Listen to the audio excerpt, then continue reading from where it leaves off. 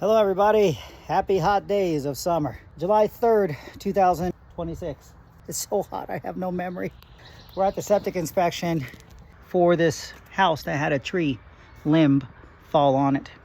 And upon previous inspection, we had discovered that the septic building sewer had a major issue. And the point of this inspection is to figure out whether that issue is related to the tree collapse or not. The way we performed the inspection is that we excavated the sewer at 3 points of concern. One, as the pipe exits the house, which was in the original estimate. Two, because of my findings here, I went ahead and dug another one right here to find the sewer line, and the findings were exactly what I needed in order to make an assessment. Then we did an excavation, exposed the pipe at what appears to be the worst of the defect. Right there, white pipe. It's hard to tell, but there it is. Dirt fell on it. So this is sewer. Sewer comes from there, here, continues, and then connects to the septic tank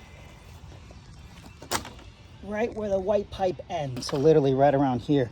This is the septic tank inlet lid. We were trying everything we could to not have to disturb this walkway, but we couldn't pop that lid. It's been in there for so long, it just wouldn't open. So we just went ahead and covered it, but didn't do any damage to it and couldn't force it open. So now the question is, what are the findings? Well, in the original sewer inspection, when I did it from the inside clean out that is located inside of a closet cubbyhole, the camera came out of the house, and then as soon as it came out of the house, the pipe went from 100% bone dry as is expected to all of a sudden, bam, it was holding 100% water. And it was holding water all the way up to just the connection to the actual septic tank itself. And once it went into the septic tank and before it dived into its contents, let's keep it PG, the pipe was dry again, which means there's a structural backgrade between here and there, and that's not supposed to happen. For the record, sewers always have to have a positive grade. What that means is that where it starts needs to be slightly higher than where it ends, okay? And per code, that grade is supposed to be 1/8 of an inch per foot in the plumbing code. And in the septic code, they tried to enforce 1/4 of an inch per foot, but that's really aggressive. Okay, so this pipe looks like it was installed on a 1/8 of an inch per foot for grade, which is perfect because it's just graded enough going downhill where liquids and solids remain together and travel from A to Z. In this particular case, that didn't happen. It went from high and it dove down to really low too aggressively, and it climbed back to high again. And that created a bowl, or what we call a belly in the industry, where there is liquid water always standing in this pipe, which is prohibitive to proper drainage. So then the question is, what caused this?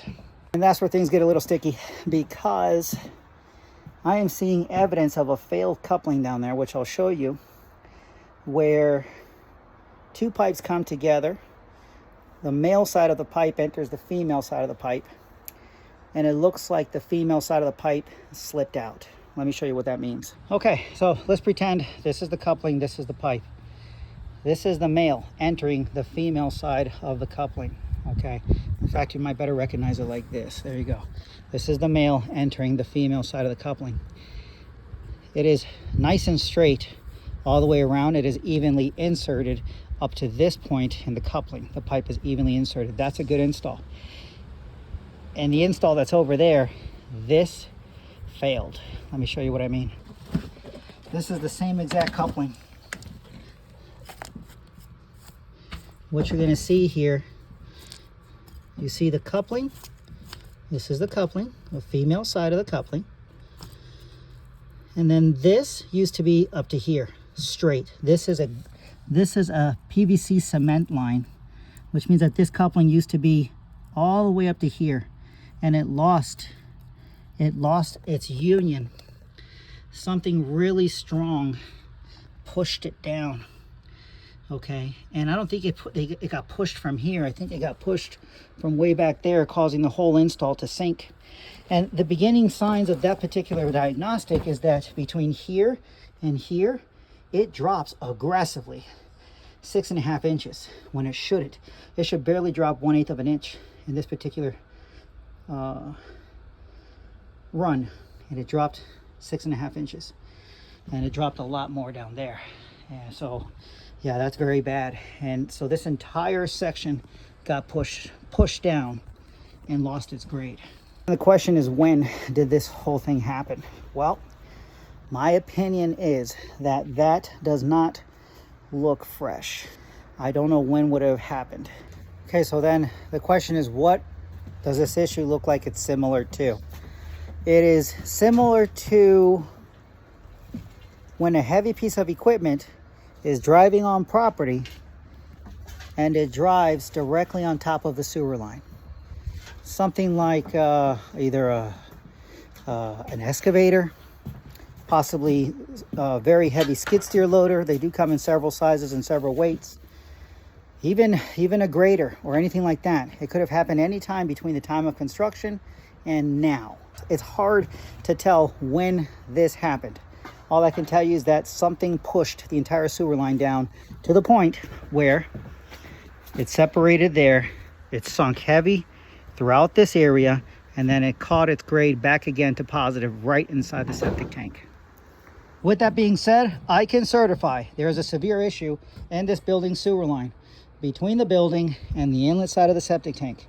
I can certify that a full replacement via excavation, exposing, removing, and replacement with a proper regrading will be required. I can certify that to do so. All of this is going to have to be demoed all the way up to the inlet side of the septic tank in order to get that excavation done. It will require a permit. It will require an inspection by Fairfax County Health Department.